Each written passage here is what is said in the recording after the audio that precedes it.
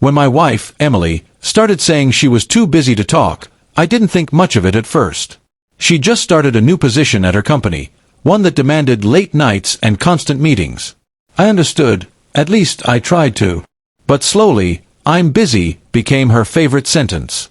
She stopped joining me for dinner, stopped watching our favorite shows, even stopped answering my calls when she said she'd be working late.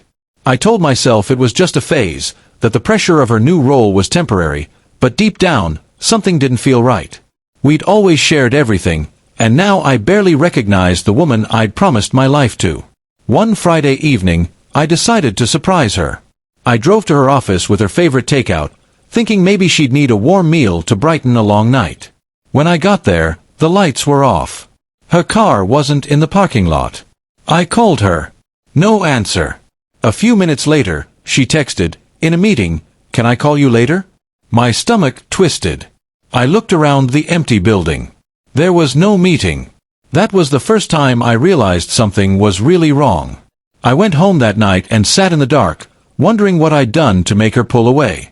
The next few days were quiet. I didn't confront her right away. I just watched. When she left for work, I'd notice how she dressed up more than usual, how she smiled at her phone before getting into her car. It wasn't proof of anything, but the unease kept growing until I couldn't sleep. I needed to know the truth, not to accuse her, but to understand what had happened to us. One evening, I decided to test something. I sent her a message that simply said, "Emergency at home. Call me now." It was 8:30. She'd told me earlier she'd be working late again. I stared at the phone, waiting. 10 seconds. 30. Nothing. A full minute passed before I got her reply. "I'm in a meeting, can it wait?" That was it. No concern. No panic. Just the same excuse she'd used for weeks. I didn't respond. Instead, I took a screenshot of her message and sent another text. "Strange. I just called your office. They said everyone left an hour ago." I watched the screen light up almost instantly. She was typing. Then it stopped. Then started again. Then stopped. Finally, my phone rang. I answered, my voice steady. "Hey." There was silence for a moment. Then her shaky voice came through. "James, I can explain." My heart sank. The words I dreaded hearing were finally real. "Where are you, Emily?" I asked quietly. She hesitated. "At a cafe. With a coworker. We were just going over a project." "At 9 at night?" I asked. The silence stretched until she finally whispered, "Please, can we talk at home?" I didn't yell. I didn't accuse. I just said, "Sure," and hung up. 20 minutes later, she walked through the door. Her eyes were red, and her hands trembled. "I'm sorry," she said before I could even speak. "I didn't want to hurt you." I sat on the couch, watching her unravel.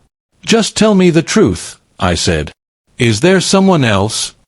She shook her head quickly. "No. There's no one else." But I was ashamed. Ashamed of what? She wiped her eyes. Of failing. "I told you I got promoted, but I didn't. I got demoted. I didn't want you to think less of me. I've been staying late trying to fix things, trying to prove I still belong there." I stared at her, processing every word. The guilt in her eyes was real. "So all those nights, I was lying," she admitted softly. "Not because of someone else, but because I couldn't handle you seeing me fail."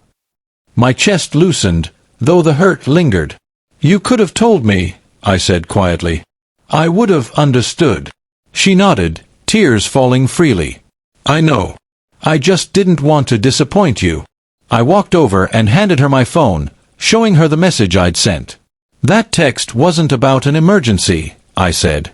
"I just wanted to see if you'd still come running if I needed you." She broke down then, sobbing into her hands. "I'm so sorry, James.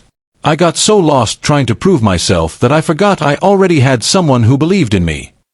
I wrapped my arms around her, not out of anger but out of relief. Sometimes, the distance between two people isn't built from betrayal, it's built from fear, from pride, from the inability to admit we're human. That night, we talked for hours, really talked, for the first time in months. No more lies. No more excuses. Just honesty.